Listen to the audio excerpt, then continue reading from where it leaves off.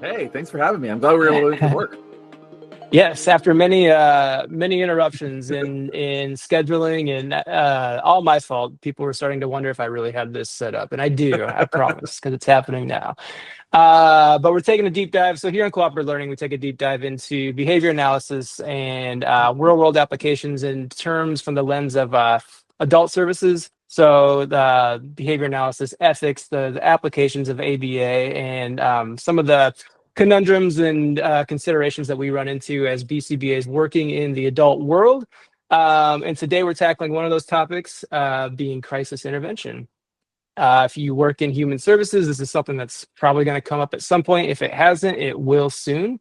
And when emotions are running high, when stakes are on the line, how we respond matters. And so, Shane, I was really excited to have you on because I know this is something that is near and dear to your heart and you've dealt with before. So why don't you start, I guess, just by giving us a little overview about who you are and how you came into ABA. Yeah, for sure. So again, thank you for having me. I'm super stoked to talk about this. This is like one of my favorite topics in behavior analysis. So, how did I start? So I was a barista at Starbucks, and I hated my job. And no, it's no. To be clear, that's no indictment on like the company at the time. This is like specifically an indictment on my manager at the time. So like, I don't want y'all to get like a cease and desist lawsuit type of thing. So, What was their name? I will say they don't work there anymore, and Okay. there were some really great comeuppance that came up later that I was like, ooh, I ran into them later, and they were like, "How you doing?" I'm like, "I'm a doctor now," and so I made sure to make that really clear. I would never do that to anybody else. I would only do that to my enemies. And so I was working at Starbucks. I had gone to school because I was going to be a drug counselor. And so I was going to school for psychology and discovered behavior analysis through quite literally a records review with a case manager. So I was interning as a case manager in Florida. I found a behavior program and I went, this sounds interesting. And it aligns with my work. And then from that moment, my internship made a phone call to a local agency. I got hired from a phone call because I was big enough to take a punch. And here I am working behavior analysis 15 years later. So it was like a total like whirlwind. Like she made the call, I got hired, I quit my job at Starbucks like in 2 weeks, and then was immediately thrown into behavior analysis. I was doing at the time in behavior analysis, there weren't RBTs. So I was basically like a proto RBT. I was a BSA in Florida, which is a behavior supports assistant or behavior services assistant. And so took a pay cut from Starbucks to go do BSA work and did that for about a year, maybe a little over a year, and then was a BCABA and then a BCBA right after that. So I had a pretty rapid trajectory getting into this, but I started working with folks that were pretty severe. I mean, the first couple clients I worked with had high magnitude aggression, high magnitude SIB, sex offending behavior. They lived in family homes, group homes, community settings. I mean, it was a pretty wide array of experiences in a pretty short amount of time. I don't know if we've ever talked about this, but our trajectories are fairly similar. I also started off in the coffee business. It's how my now wife hired me as she was a manager at the coffee shop. Wild. But yeah, I started working in group homes after that. So we had an interest, and I did the BCABA to BCBA too. So Yeah, there you similar go. Look at trajectories that. there. Yeah, look That's at why we're that. best Look at friends. us. Look at us. I just went to Western Michigan University to party and then left with a PhD. So. Same thing. Good stuff. Share a little bit about that BSA work. I mean, so being big enough to take a punch, you said. So like getting thrown into some like high intensity situations right off the bat. Did you feel supported in that? What are the ups and downs, and what have you taken away from that? Yeah, so to give a little bit of context, so working in family homes can be a little bit scary if you've never done that before. Like having worked in a coffee shop where I know where I'm going every day and like I know like what to expect and I know kind of that. Like walking into somebody's home and not really knowing what you're doing is a little bit scary. But I will say I felt incredibly supported. My supervisors at the time were really wonderful, very low key, very flexible, and like very supportive of me and my learning during that time. So I'm really thankful for them. But the first two folks I worked with were both 6'4". They were both over 350 pounds, and they were varying age ranges. One was a teenager, one was an older adult, and they both had like pretty severe aggression.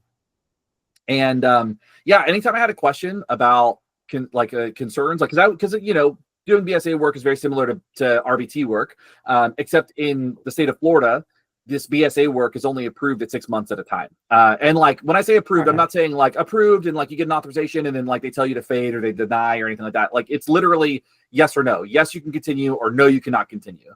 And so I really only took a job for 6 months at a time. And so, which was kind of a little bit scary. And so yeah, I received a lot of training, a lot of support. I was able to reach my supervisors whenever I needed them, and got some really great training from both of them. I will say one supervisor taught me really well on how to document everything. So I got a really good kind of legal run through from that person. And the other supervisor was really good about being hands-on and like teaching me that like, hey, you don't do anything. You don't ask somebody to do something you wouldn't do yourself. And so, I had this really great kind of flexible experience from those folks. And yeah, I got a lot of training really quickly to be able to support these folks. Awesome. And then your venture into ABA, BCABA, BCBA, did you work as a BCBA for folks in adult group homes after that? Mm-hmm. Yeah. And, talk a little bit about that. So all my experience as a behavior analyst was primarily with adults and teenagers. And just to be clear, like it wasn't necessarily about the population. It was really more about working with like different types of behavioral concerns or challenges that would come up. So a lot of my work focused around that crisis behavior, high magnitude behavior and stuff. And so I actually came to the agency that I'm at now to learn how to work with children, because I didn't have experience at the time. This was in 2012. And so I was like, well, I'm going to learn how to work with like younger kids. And then every client that I worked with as a younger kid had really severe behavior. So I was like, oh, I think this is just what I do. Like, I think I just do severe behavior. And I also realized I'm not very good with like younger kids. Like I'm not very bubbly or cheerleadery. So I can't really I can't fake it. I can't fake that with kids. And so I learned that like, I don't do well with like younger early learners. So I tend to specialize with teenagers and adults, and I tend to work better in those spaces. But yeah, as a BCABA and a BCBA, I worked in primarily those spaces. I never worked in a clinic. I've done some consulting in a school, but I've only ever worked in home and community-based services in that space. Cool. Yeah, I think a lot of folks here probably have similar trajectories too. Those kids know when you're not genuine, man. It's a tough road. Yeah. Well, and I got a bad back too, so I have a hard time kneeling down and like staying on the floor. Like I just can't do it. My back hurts, my knees hurt, like just old injuries that I have from like before I got into behavior analysis. Like it makes it a little bit difficult for my mobility. So yeah, at 6'4", they'd always say, "Oh, get down at their level." I'm like, I don't know how. I do, yeah. Like if I get down to their level, I'm never going to get back up. Like that's what it is. Like I don't know that they want that. Right, exactly. So what got you interested in crisis management then? Oh man, it was just an accident. It was not so when I went back to school, like I mentioned before, I was going to school. I say go back to school because I was going back to school after some life events happened, and I was going to be a drug counselor. And then but before that, I was going to be a marine biologist. Like there was no trajectory for me to do behavioral therapy or be a therapist at all. And I got into crisis management I'll say I got into it by necessity. That's just kind of the nature of the experience. I was exposed to it pretty early in my career. Found out that I really liked it because I did enjoy being able to problem solve. And I want to be clear about that too. Like because I think a lot of folks kind of will say that they got into crisis management because they like the challenge, and that's not at all what it is. I like feeling like I can help folks that other people can't help. I like being able to try. I like being able to do my best in these situations. I like to be able to, and I really like not giving up on folks. And so, there is like a little bit of I could hear people saying that there might be a savior behavior type of thing going on there, and that's not at all what it is. My experience has been that I've worked with folks that have gone through provider after provider, poor quality services, people that don't know how to do stuff. And one thing that has really helped me working in crisis is made me a better practitioner. It's made me ask different questions. It's made me be more creative with therapies and interventions and treatments. It's done all these things to make me a better clinician that I can use that to serve more people and better people and like better those situations. And so totally by accident, did not plan to get into crisis, did not end up, never chose it, just kind of fell into it, and then realized I was actually pretty decent at at being able to like work with folks and like maneuver some of these more challenging situations. Yeah, for sure. Like people are going to intervene in crises anyway. So it's Right. like, it should, it's not nothing you want to be a part of necessarily, but it's also like, if not me, then who's going to? So no, I totally get that. That and if like, and more so, not even so much the not, if not me, then who will do it, but also just the perspective of how can we make this safer? Because this person, like the folks that we're serving, deserve a better quality of life than maybe they're getting. And when the person is always in restraints, or they're always locked in their home, or they're being arrested all the time, that's not really a great quality of life. So like, what can we do? We have this powerful science in our hands. Like, what can we do to improve that person's well-being and their quality of life, and really give them the quality of life they deserve? Because nobody's given it to them yet. And so like, how can we work with them, together with them, to get to that place? And yeah, it's unfortunate, because what I see now is a lot of folks will see a major challenging problem behavior, high intensity magnitude behavior, and they'll go, no, I can't do that. I won't do that. They just refuse. And then now you've got this person who just doesn't have services, and that's not really great for everybody involved, Yeah, definitely.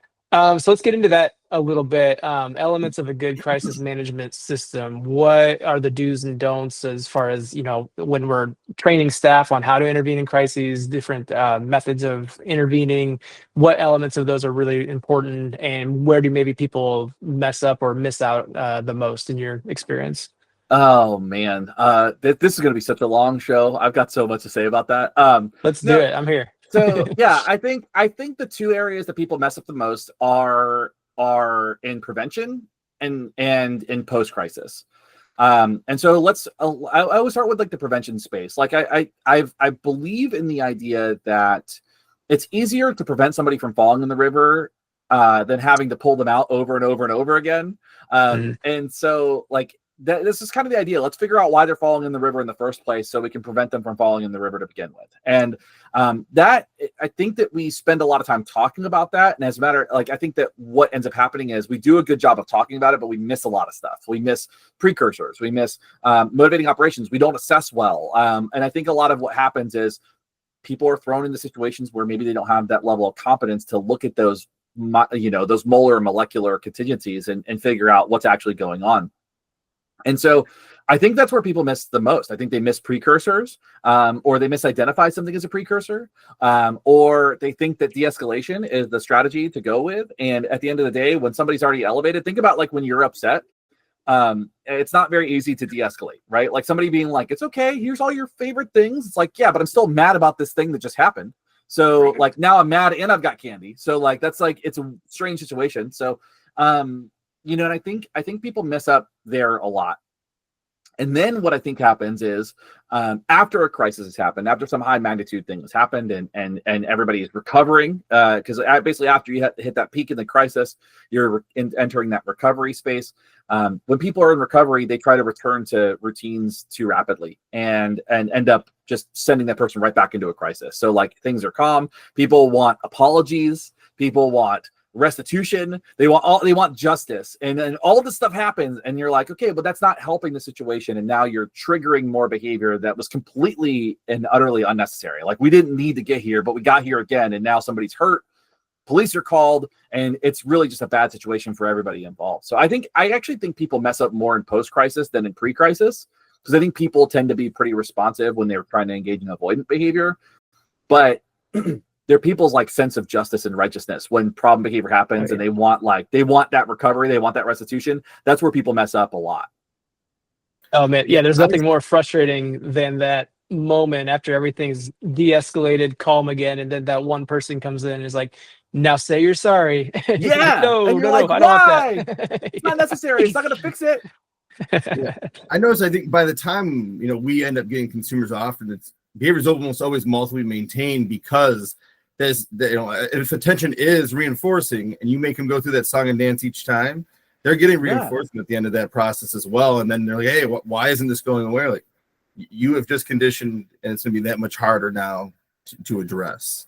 Right. And the request for an apology is not for the benefit of the learner. It's for me. It's for the person asking, right? It's like, I want you to say sorry so I feel better, not because it's going to make you this a more therapeutic space. So like, and that's, I want to be clear, because I know people are going to be like, well, sorry is a social skill. It's necessary. And yes, being able to apologize and recognize you made a mistake is absolutely a necessary social skill that helps foster and develop and repair relationships. But in situations where if I just got punched in the face, I'm probably not going to request somebody to tell me they're sorry. It's not going to do any benefit. It's not therapeutic in that situation. It's not going to resolve any issues. It's not going to repair our relationship in that moment, because I'm still going to remember. I'm not going to remember that they apologized. I'm going to remember that they blackened my eye. So I think that there is that piece that I think is really important to remember, is like, what's the function of making somebody apologize? It's not for them. It's usually for the provider or the caregiver or the person that's like requesting it. Going back to what you said before about, the preventative behavior, are you kind of talking about both skill building and teaching new behavior under that title as well? And we usually break it into preventative is like, all right, how do we control the SDs or motivating operations so behavior just doesn't occur, versus the proactive is when we're teaching new skills. And I've often mentioned to our team before, we need to tell homes and staff that we're working with that we don't necessarily want to just prevent it all, because we need that opportunity to shape that appropriate alternative response that we're learning. And so I just want to make sure we're I want to avoid the semantics issue of us talking about different things and really talking about the same thing. You know what I mean? Yeah. I mean, when we're preventing behavior, like ultimately, I think when we talk about prevention, I think people talk about like, yes, we're going to teach skills and we're going to do all that stuff. But I think what people miss is that when we talk about prevention, what we're talking about is the SDs and the MOs in place, right? And we're creating and using the existing MOs and the existing SDs to foster the teaching of those new skills. I think people miss that part of it. They're like, no, I'm going to teach. It's like, great, you're going to teach. But like, remember that the MO for that problem behavior or that concern is still present. Like, it still could be present. It's still very much so there. So like, you have to recognize that. And you have to remember that the MOs and the SDs that are present for that problem behavior still exist in that environment. So you have to leverage that and change schedules of reinforcement. You have to do all these different things. And that's all the prevention stuff is like, if I'm teaching good skills, if I'm getting ahead of it, if I'm even reinforcing precursors, if I'm getting to that point, that's so much better than somebody eloping down the road and breaking into somebody's house or hurting somebody. Like, I feel like that's the part that most people miss when we talk about prevention, is like, yes, we are talking about teaching and teaching desired behaviors as well as replacement skills. But all that requires us to be finely tuned into what the MOs and SDs are for the problem behavior to be able to rearrange the environment around that. Yeah, absolutely. I think the biggest thing we're always trying to push, and there's good research on it, but nobody seems to be doing it too much in this area, is the differing of magnitudes of reinforcement. Like, you don't have to use extinction. You can just find a way to make it much more reinforcing, do the appropriate behavior, manipulate some of those motivating operations that way, and not deal with any of this stuff, and not put the caregivers through hell too.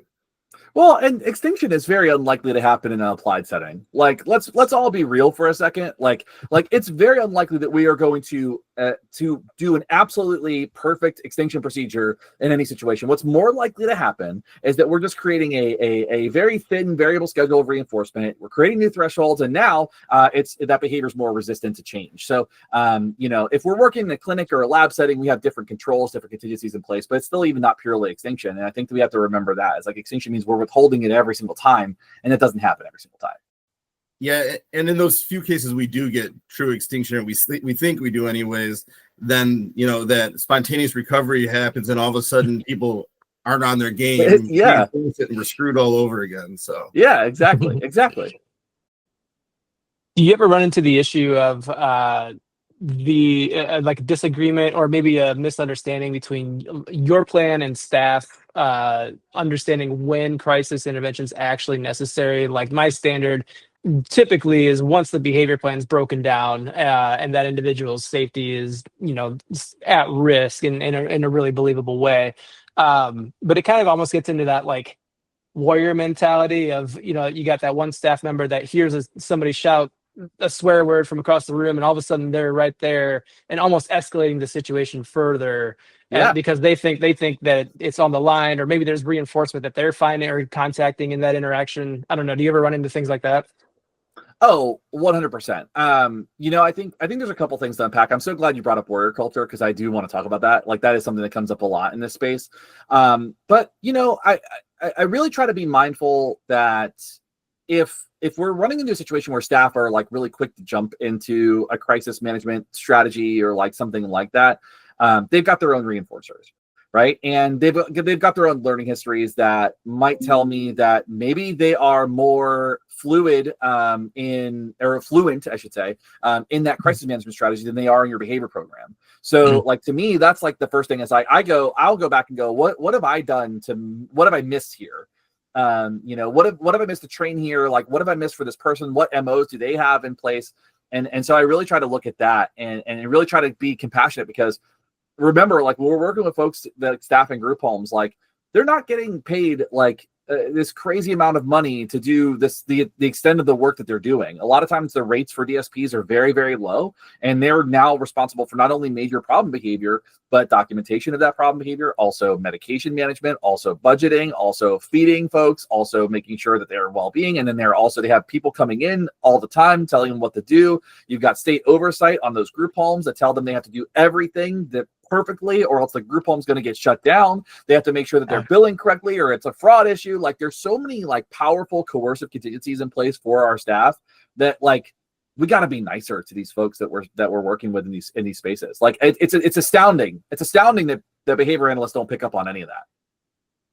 Oh, it's so easy to get frustrated when you walk into that context outside of it, removed from it, and then putting yourself in their frame of mind. Like when I'm training group home staff, I really have to go in thinking like, okay, they've probably dealt with a lot of things already today. I got to drive here, listen to a podcast. I got to hang out with my kids this morning. You know what I mean? Like It's so different and so many, you're right. So many expectations. I forget the stat, but the turnover rate of DSPs in America, I think it's like 6 times higher than most, like the average or something like that. Like most quit within the first year. Yep. And it's multiplied when there's severe behavior in place. Oh man. Yeah. And how that trickles down to the care and safety of the consumers themselves too. I'm sure has a profound effect as well. Yeah, absolutely. Any more on warrior mentality? I do like that topic because it was always interesting to me. In a clinical setting I worked at years ago, I did feel like there was almost like kind of like an unspoken team of folks who were like the crisis intervention folks and like really, really quick to show up and like almost like afterwards kind of like my shirt got ripped, check out, it's like badge of honor kind of thing. Really backwards. I feel really backwards priorities. Like how good could they implement the pairing procedures and rapport building and anything like that. Like they're just an SD for that, and it kind of gets into that topic of even like reinforcers for the staff, but like aggression reinforcers for the consumers as well. Does that play in? Have you ever looked into the aggression reinforcers and signs of damage and things like that? Oh man, yeah, it's a big topic. So it's a big topic. So signs of damage is really fascinating, and I think that I think it maybe one thing I would do in this discussion is maybe separate out warrior culture versus signs of damage and kind of talk about what the different reinforcers are there. That's fair. Because I think they're similar but different, right? So like I think in signs of damage, it comes down to like the person that is aggressing likes to see damage in some way, broken things, broken items, bleeding, crying, something along those lines, right? And so the problem with that is there's just not enough research on it to like say that it exists in any sort of like clinical way, but like it's there and in these strange places. And then also on the other side of that, there is the reverse, which is like signs of repair. So it's like why people restore old cars and furniture and stuff like that. Like I like this. My end product is not necessarily access. It's like a very idiosyncratic thing, but I like to see this like thing go from being broken to being fixed. Like I like to fix stuff. So like I think about that a lot. So I do see that. I think that's pretty rare in the context that I'm working in usually. What I see though, and I see this kind of across the board with behavior analysis, is this idea of warrior culture. And there's a really great article from, I believe it's Hollins, and it talks about warrior culture and the correlation and possible causation of how warrior culture can lead to higher rates of abuse. They specifically talk about police brutality in this article, and they talk about the behavioral mechanisms that happen, right? So like basically it's a badge of honor to get in fights. It's a badge of honor to have these really tough situations. It's a badge of honor to do X, Y, and Z. And so people end up going into those spaces because I get celebrated more because I did X, Y, and Z. And I'm sure that I'm guilty of it too. Like when I come out, early in my career, when I would talk about injuries that I had and stuff like this, I think that there was probably some reinforcing component there that would be like, oh, that's wild. I can't believe that happened. And how did you manage that? And and having the conversations around that. And I think that there, for full transparency, I'm sure there are some reinforcing components there. As I've kind of gone forward though, like there is a danger with that, right? So like if I'm purposefully entering spaces where I am putting myself at risk and I am getting injured, and then I am going and talking about that in a way that is not authentic or like like in an education space, then I run the risk of kind of increasing my own risk of being put in those crisis plans or crisis situations. And so I think we want to be really careful with warrior culture as a whole. I do now that's not to say that we shouldn't talk about what happens in sessions and get support, right? Like just because I got injured doesn't mean that I want to talk about my injuries. And just because I'm talking about my injury doesn't mean that I want attention for them. Like maybe I want support.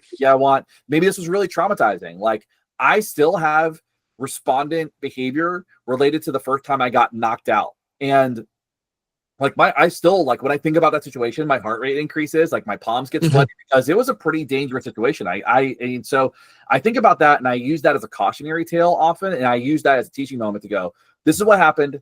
Here's what I missed. Here's what this led to clinically. I don't go in and be like, yeah, I'm the crisis guy. I end up being the crisis guy because I'm in these situations. Here's what I do to make it so that I don't have to be the crisis guy in these spaces. And I think that's something that we really got to focus on when we talk about this, is I don't think that we spend enough time doing that. We talk about the injuries, but not what we did to prevent the injury from happening again.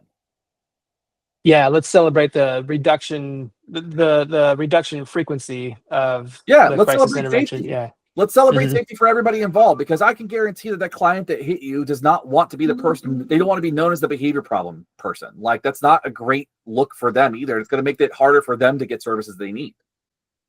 Celebrating safety is something I think any middle-aged dad can get behind.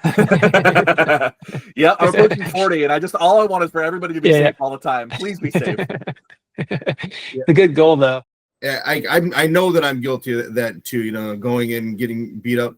And I tend to use it more as a teaching tool for staff because they want to jump in and physically manage things too quickly.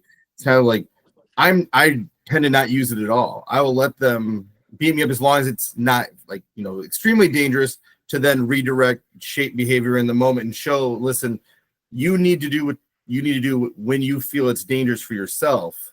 But at the same time, we're potentially doing a disservice to the person if it's not done perfectly correctly. And so, I choose to try not to do it unless I absolutely have to at the last moment. But then you still get some of that, reinforcement for being the warrior too. And so you still have to watch that, closely as well. Well, and I think the other side too is like, it's not treatment. I think there's a misconception that people think that crisis management is treatment. It's not treatment. It's an emergency procedure. Yeah. Like, so if you're not restraining somebody, then you're calling the police. That's also not a treatment protocol. Like there's no research that says, okay, like, so you learned differential reinforcement and extinction and you learned all these things. And also you learned how to restrain somebody, and that's treatment. That's not treatment. And I think people misunderstand that too. It's a plan Z. When everything else failed, you're better off just reinforcing the behavior and getting it over with and returning to that treatment context next time than having to restrain somebody and end up in a bad situation, Yeah. Yeah, and that's a good point too. I've seen in client histories and stuff, seeing some previous behavior plans in which in the reactive strategies, there is a crisis intervention procedure written in as part of the reactive. And that's a really good point. That there's nothing functionally intervening at that point. You're just restricting somebody from continuing doing something. It's topography based. Crisis management is often topography based intervention. Yeah, that's why I usually put in my plans, just we don't want you to use this until you feel you are in immediate danger for severe harm, because I don't want them to think I'm saying it's okay to use that in any other situation. I worry that they're looking for that opportunity to just be done with it and and do what they need to do, rather than, okay, we've tried everything else and now we just have to keep everybody safe.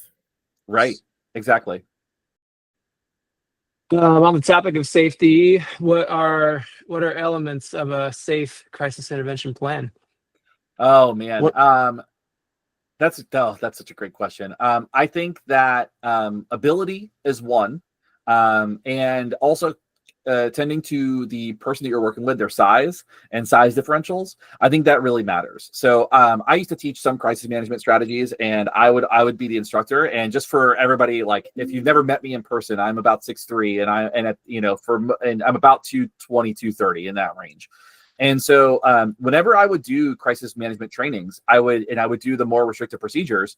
I would have the students in the class do the procedures on me, and then I would just get up and I'd be like, this is why you can't do this for people that are so much bigger than you, and you have to keep that in mind, right? Mm-hmm. So I think such a critical part of crisis management plans is knowing the limit of what is safe in those situations. And I think the other side too is understanding the context in which you're implementing it, right? So like, I think we could talk about, as far as crisis management plans, like the most important thing is removing items that are going to be used as weapons, keeping everybody safe, keeping a distance if you can, knowing where your exits are, wearing clothing that, and like, I kind of, this is all preventative too, is like wearing things that are not going to be used against you. Like I don't like to wear ties anyway, but I'm certainly not going to wear a tie into a crisis situation, right? I put my hair up when I'm working in spaceless, like, because my hair is like a little bit longer than it was when I first started in my career. I used to shave my head because I would get my hair pulled. And I used to have plugs, and I took my earrings out because somebody almost ripped my ears off. And so that was my fault. I was like, that I shouldn't have worn those earrings. Like that was, and I totally own that, right? So I think those basic safety protocols, I think, are fine. Wearing sneakers that you can, if you have to run after somebody, you can run. Like, I think that's something I've watched, like, folks that I've worked with kick off their flip-flops or their heels and run down the road. And I'm like, that's impressive, but like, you're running on asphalt barefoot, and that's probably not good for you too. So I think all of those things are important. But I do think that when you consider size differentials and also consider like other reactive strategies, not just restraints or like interventions like that, when you consider stuff like police involvement, I think you have to be really considerate of the folks you're working with, whether or not they are often a targeted population for police, and whether or not calling the police is going to result in an increased danger for them, because that happens all too often as well, unfortunately. Yes. You have to consider the facilities that somebody might go to, and whether or not that's even therapeutic to begin with. There's plenty of times where, like in Florida, we have something called a Baker Act, where if somebody is at risk to themselves or somebody else, they get into like a psychiatric hold. But some of those places are, first of all, they're not locked down very often. They're not very therapeutic. They're stabilization units, right? So they're not designed to be therapeutic. They're designed to stabilize somebody and send them right back into the same situation. In some situations, like I've had families that would bring my clients cartons of cigarettes in these places. I had a client one time that would meet up with their partner so they could have sex in the units. So like these places are not like the kinds of places that we think of as like, oh, these are safe, secure locations. This is not at all what it is. So I think that's another consideration, is like when you get to that point, you have to consider like what is happening afterwards that is out of your control, and whether or not you can prevent it to get from that space as well. Yeah, in Michigan, we see a lot of just going to the community hospitals, and with those, we have a lot of consumers who find it very reinforcing. They get all kinds of attention. The food's better. I mean, we have people that will assault just to go have that trip to their hospital room and have a nice stay. Yeah. Yeah. And I think that's important. And so that should speak volumes, right? So like, let's talk about that for a second. If you're working with somebody in a group home and they're beating you up so they can go to get better food, maybe consider that for a second and say, well, maybe we could just cook better food here. Like, I feel like that's a simple fix, but people don't do that. They go, oh, they just like the ice cream days. Then why don't you fucking put ice cream days in your plans? What are you talking about? What are we doing here? Speaking our language here. I was in a crisis with a consumer. The cops showed up, and they were like, well, she's not saying anything delusional. We can't take her to the hospital. She's right there listening to them say that. And she's like, well, do you see the lizard man behind you? And they're like, okay. So then she had to go to the hospital after that. Yeah. Right. And good for her. They had good food there. Yeah. The first real severe case I had coming in, I was still a PhD student at the time, and swallowing phone batteries, gouging the body, head banging against the walls, assaulting staff. They had two staff in a personal apartment, just trying to keep this person away from everybody. And we were able to shape that behavior just from getting McFlurry from McDonald's once a week, bringing in if there hadn't been any target behavior. And like, that was all it took. That's what I'm saying. I worked with a guy one time that like he told me out of his own mouth, I'm calling, and all he would do is call 911, and he would say like, I'm a threat to myself. Click. And they would show up and they'd be like, we got to take him. And he would do that like every 3 weeks. And we're like, why are you doing this? He's like, I don't want to live here. I'm like, oh, then let's move. Let's find a place for you that you would like more. And we did that, and it never happened again. So like, I feel like it's one of those things where it's like, I think what happens a lot in crisis is we try to problem solve our way out of a situation when it's actually like, we go back to parsimony.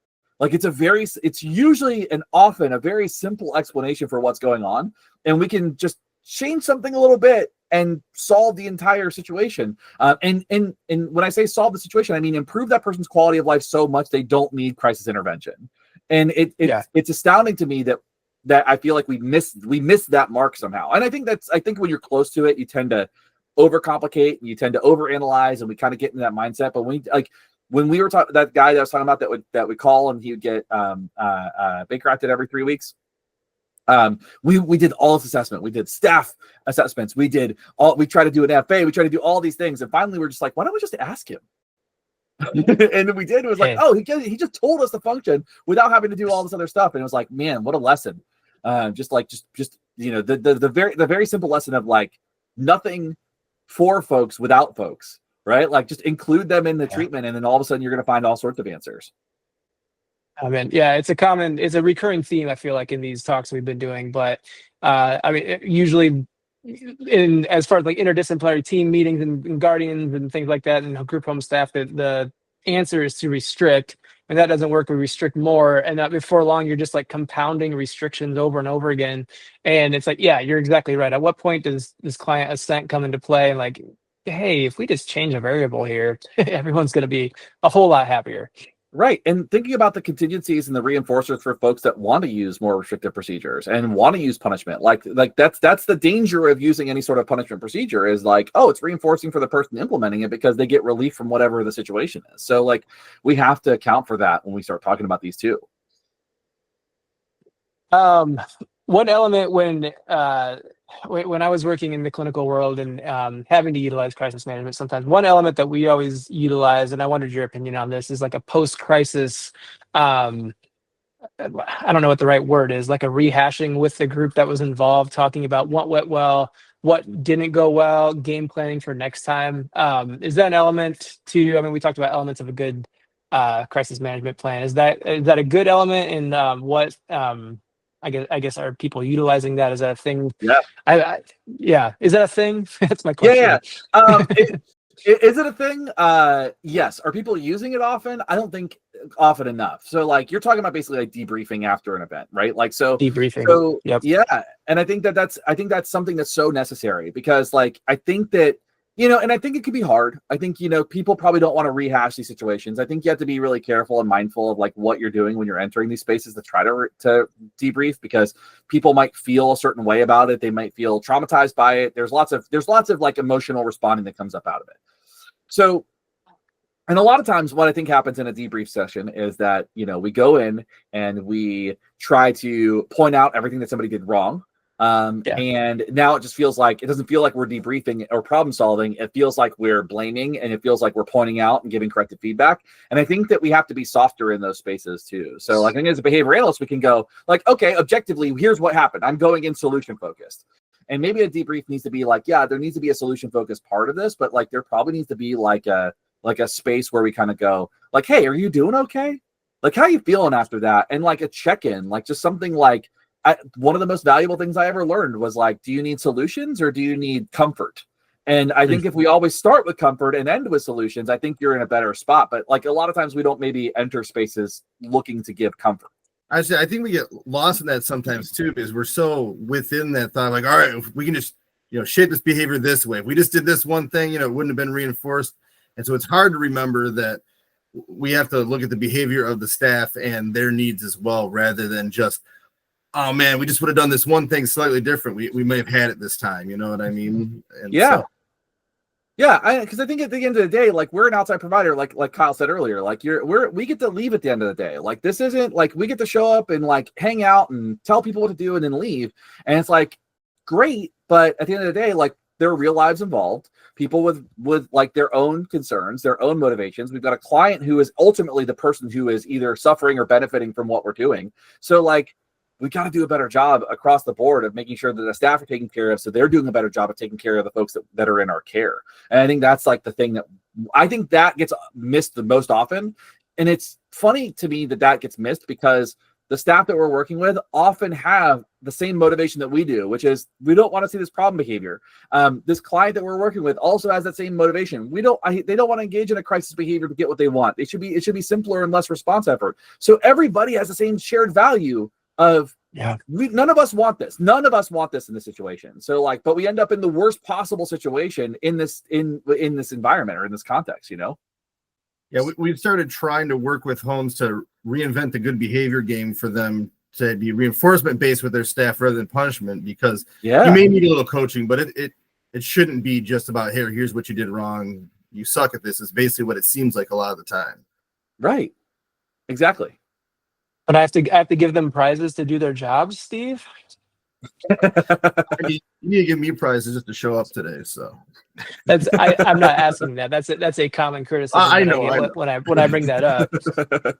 Yeah, I mean that's it. Like it's just basic OBM. Like, but we don't like. But again, that goes back to like behavior analysts don't really get trained in that either. Like, not as well as they should. I mean, thankfully, it's going to change in some upcoming iterations of our coursework. But like, we don't get enough of that. Yeah, I took a systems class in the master's program, and I'm like, oh, that's cool.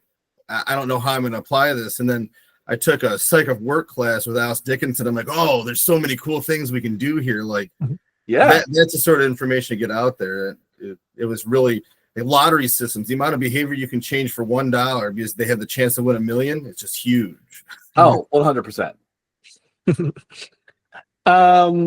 Any questions or anything in the research that you see, hey, we still need to explore this area, or I'd like to see some research in this area as it pertains to crisis management? Yeah, I think there are two lines of research that I think are tangentially related, but are starting to kind of emerge, and I think give some insight on kind of like the impact of crisis behavior specifically. I think that if we start looking at some of the self-care burnout literature, and specifically, everybody should go read anything by Julie Slowiak, because her work is really great in this world, and talking about kind of the impact of challenging, high rate, high magnitude, dangerous behavior and the impact on behavior analysis. Like, I mean, we talked about earlier, like DSPs are like leaving the field like at a pretty high rate within the first year. Behavior analyst burnout rates are upwards of 75 to 80%. So like we're talking about such a high rate of like an impact on our field. So I think the self-care research, I think, is one.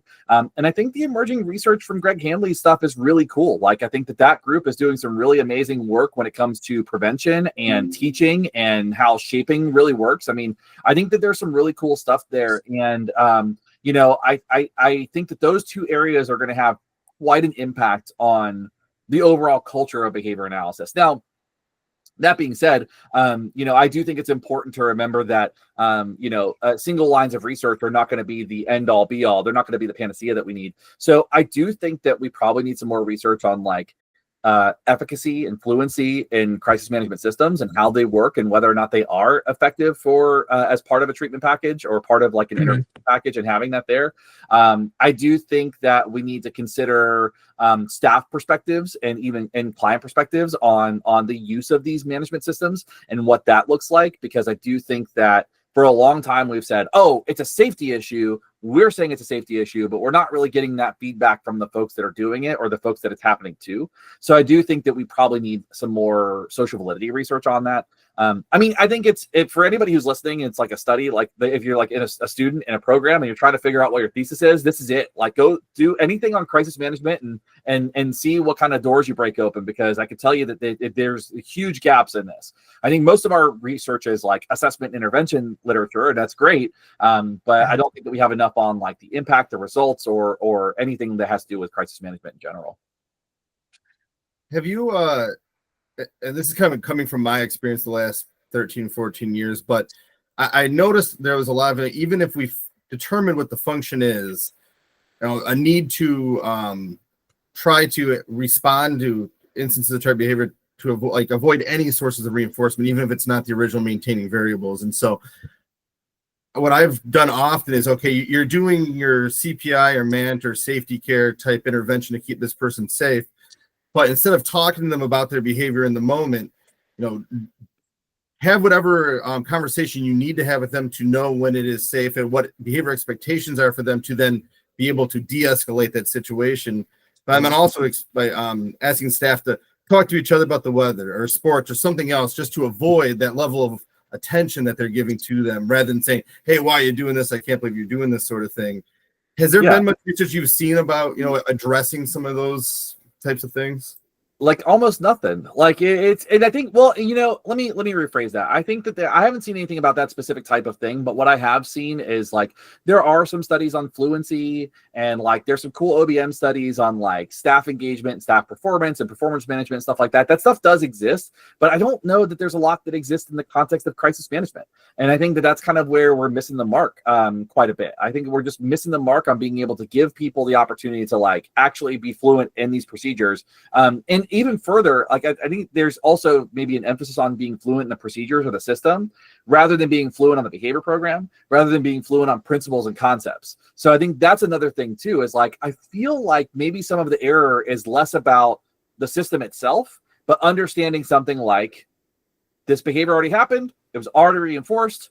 Having an apology is not going to fix that situation. It's already done. So let's move on from it, right? And there's almost no research on like the fluency of the principles of how reinforcement and that works as well. Yeah, I found that the easiest way to get staff to do that is to give some simple high probability demand so they can just reinforce that, whatever it is, and not even worry about what's just been occurring. Because otherwise they'll get stuck on, wait, look at what we just dealt with, though. What do you mean you want me to praise them for clapping their hands? Yeah. It's not a good example, clapping the hands, but that sort of thing, you know what I mean? Right. Unfortunately, our hands are tied because we want to do that type of research, but going through the community mental health agencies, you have a lot of constraint of whether or not you can collect data, what data can use, get approval ahead of time. But we've actually started a second company where we're going to be staffing homes for the most severe problem.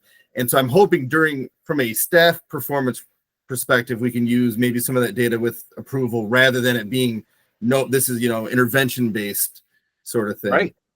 Absolutely. Yeah, we need it desperately. It was real exciting. I did my dissertation on staff training, and so I'm way too versed and uncomfortably so in a lot of that stuff. Right? Everyone's got a special interest, No, that was like, you've been here too long. Pick something and get out, please. Right? Exactly.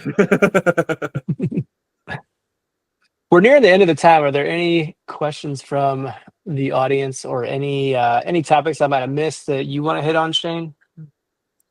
I mean, if there's questions from the audience, I'd love to hear. I think the big thing is the big thing I would leave with more than anything is that we should always be critically evaluating the social validity of what we're doing. And that's across the board. That's not just crisis management. We should be looking at whether or not what we're doing matters, and whether or not what we're doing matters for the person that we're serving. And I think that's the thing that I think that when we start talking about crisis, I think one thing that happens is we do end up talking around the situation, being like that crisis behavior, that high magnitude behavior, that incident. And we very rarely spend time talking about how any of what we're doing is benefiting that person at large. And so I think that, I would hope that, I try to be intentional about those conversations. I'm sure I missed the mark, just like a lot of people do. And I hope that we can maybe move towards having those conversations to be more meaningful about the person that we're serving, and like making sure that it is person first, and like that we are involving them in treatment and what that looks like, and just trying to improve quality of life based on what their needs are and what their wants are.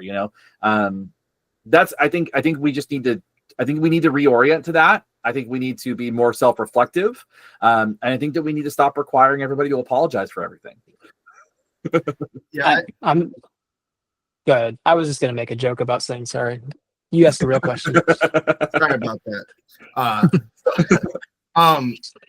Now, something I think is a theme that's come up along those lines a lot is, in this specific line of work, we're often tasked with changing behavior that is very effective, so they don't necessarily want to change the behavior. But that doesn't mean we shouldn't be still getting some level of assent or consent in terms of, okay, these are your goals, and this plan is nothing more but to help you reach these goals, even if you don't necessarily like the interventions that are part of that. And it is just about, we will use the interventions that society says are okay to use to help change the behavior they're saying is necessary. And our only goal is to help you gain some level of autonomy that you don't have at this moment. Yeah, and there's some conversations inside of that too. Like when it comes to social validity, that we start looking at the level of like goals, procedures, outcomes. Like we look at all of those different levels of social validity, and I think that there's a larger conversation about and this is going to be like, we're not going to be able to cover this in the next couple of minutes, but like there's a larger conversation about is what society dictates actually the best thing for this person? Is that a conversation that has to do with ableism and all the things that go along with that? Like there are just larger, bigger systemic conversations that go along with that too. And I think that like it's valid to have those conversations and kind of see where this goes, and really like also having the conversation of like you can't hit people without having some adverse consequence occur. Like, and we want to prevent you getting arrested. We want to prevent you being hospitalized. We want to reduce those restrictions as much as possible. And here's where we're going to do that and how we're going to do that. So it's like, it's a big conversation too, I think. So. Yeah. You said, obviously not enough time, but I was going to ask, have you had any of the home and community-based service laws changing what you guys are able to do down there? I know in Michigan, we have one person that gets the information from the federal government for Medicaid, and then they disperse it to everybody else. And I was in a meeting recently where they said, hey, we don't think you should be using any added reinforcement. Just the ability to move to a less restrictive environment should be enough. And so anything you're going to provide, you should just provide freely. And I had to have that conversation with that. We will just be absolutely ineffective at that point. Yeah, we have been fortunate not to have too much of that change in Florida. As far as like general behavior analysis goes, I will say the unique thing that we have experienced, and maybe this is a time where I'll come on another episode at some point in time. But when it comes to sexuality, because they do a lot of sexuality education and intervention, especially with like people who are adjudicated sex offenders, that has changed quite a bit in Florida. Like that has changed tremendously.